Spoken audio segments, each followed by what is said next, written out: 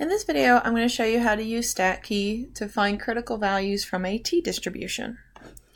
So notice down here next to theoretical distributions, we had already looked at normals. But notice if you go over a little further to the right, there is a t.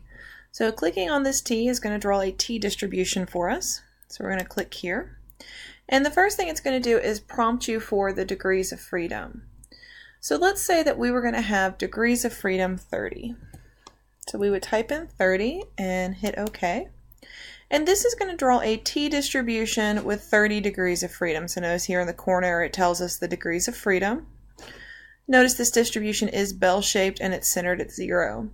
So the only difference here is this t-distribution compared to the standard normal we had already seen is the tails here are going to be just a little bit fatter. So to find our t-star value, let's see how to find that for a 99% confidence interval.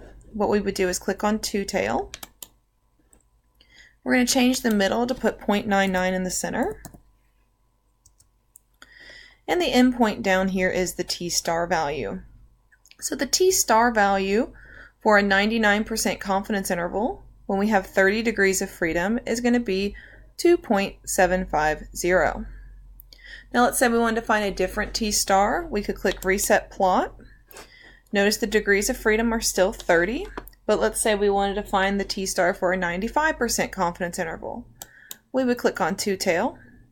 It already has 0.95 in the center for us, so the t-star would be 2.042.